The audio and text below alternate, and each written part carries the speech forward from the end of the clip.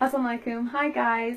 So today I'm going to be doing my conversion story to Islam. How did I come to be a Muslim? I'm going to be doing the quickest story possible. Since it is a very long journey, I will try to keep this short and sweet. So basically around age 15 I began to get sick. And I will be doing a separate video that talks more about my journey to being diagnosed with PFC and Crohn's. But for now, I will just keep it brief on the medical side of things. So anyways, as I got progressively sicker, I had to leave my job in the music industry, and it was very, very devastating to me. Music was my entire life, and it still is a huge part of my life. When I didn't have God, when I didn't have a faith, I firmly believe that God gave musicians their talent to be able to help kids who maybe don't have a strong faith in their life or don't have something else that's there for them, a parent, a loved one, something. Music was that sanctuary. It was that hope. Those lyrics rang true to me. So ever since I was young, I knew I wanted to work in the music industry, and I worked my butt off to get to where I was. And I was doing some incredible tours, and I was having the time of my life, and I met incredible people, and one of which really stood by me during these tough times. We both had anxiety issues, and we would kind of help one another cope with our anxiety while we were on tour. So when I was on my last tour with this friend of mine, I pretty much knew that that was the end, that I wasn't going to get the opportunity to tour after that ever again. And that was devastating. I don't even have the words to explain to you what that feels like. And so he really helped me through being sick on tour and, being anxious about being so far from home and my family and being so sick. He was there and really helped talk me out of panic attacks and things like that. So I'm eternally grateful for that. And likewise, I did my best to help him through his triggers and different anxious scenarios. So moving forward, when I got back home, I started going to different doctors, and nobody could figure out what was going on with me. And during this time, my mom was an incredible support, but also my best friend, Kristen. She was there for me, and she was the only other person outside of my friend from tour that could really reach me and talk to me when I was having an anxiety attack. Any of you guys who have anxiety issues know that when somebody comes to you during an anxiety attack and says, "Oh, it's going to be okay, calm down," you can't just shut it off. It doesn't work that way. So it's rare to find a person that gets you and gets your pattern of thinking and can get you out of your sort of anxiety spiral that you're going through. So she was there for me through thick and thin, through all the procedures I went through. And then she met her husband, and mashallah, he's a great man, and they were so cute together. But when they did meet, I was still very, very sick, and she fell in love very quickly, and they got married very quickly as well. And she moved down to South Carolina. And for those of you who don't know, I live up in New York. So that's quite the hike. So as she left, that really left me feeling very alone, because previous to that, my friend from the music industry had passed away. He had died in a motorcycle accident, and it left me feeling like I was in this anxiety bubble all by myself. Nobody could get me out of those anxiety spirals that I would start going down. And just as I lost these two people in my life, I had to go in for the biggest procedure that I had ever endured. And it was the scariest moment of my life. I sat in my hospital bed.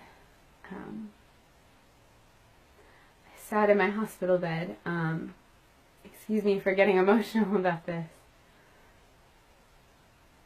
And I called his phone and listened to his voicemail. Because I half expected for him to pick up the phone. And obviously he never did.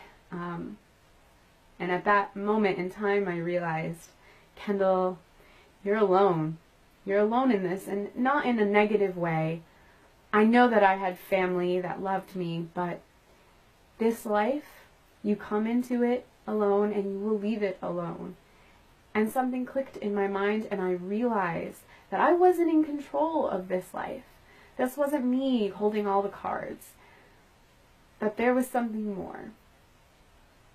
And after I came out of surgery, if you guys have ever had surgery, you've ever been under MAC anesthesia, you know that you don't remember very much from the first maybe half hour of you coming out of anesthesia. I'm sure you guys have seen the funny videos here on YouTube of people talking and whatnot after getting anesthesia. And a couple weeks later, after my surgery, my father came to me and he said, "I think I should tell you what you told me when you came out of anesthesia."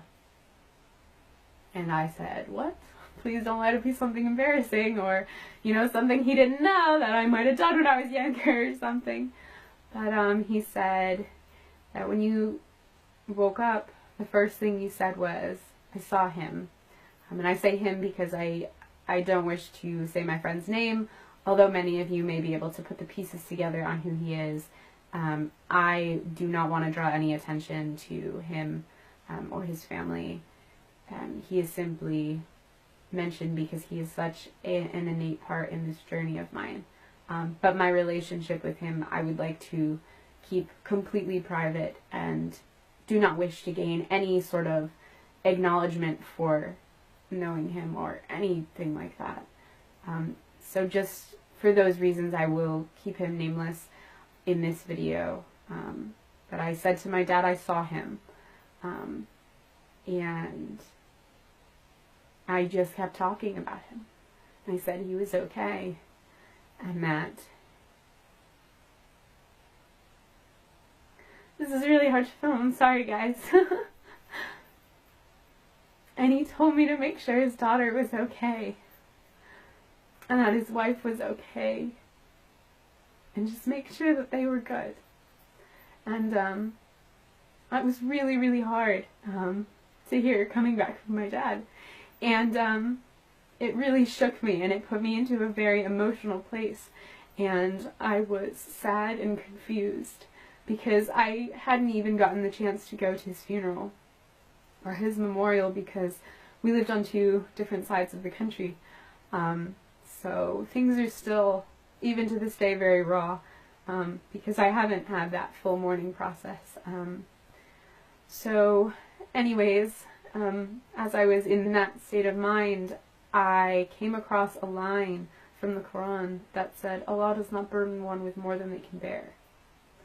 And that line kind of came at me like a ton of bricks, and I said, wait a second, maybe I've been looking at this all wrong. Maybe I'm given this life because I'm strong enough to live it, because I can do this, and that there's going to be a life after Crohn's, and a life after PFC, and all these tests and surgeries and doctors and pain, that it will one day stop.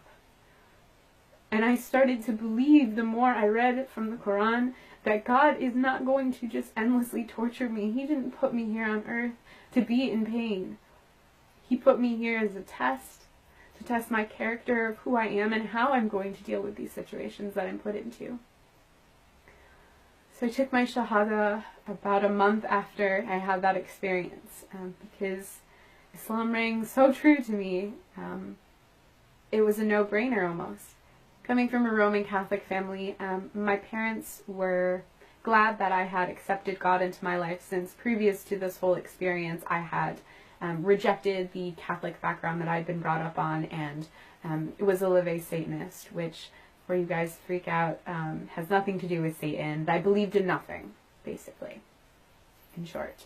So they were happy that I found God, and that God was now a part of my life.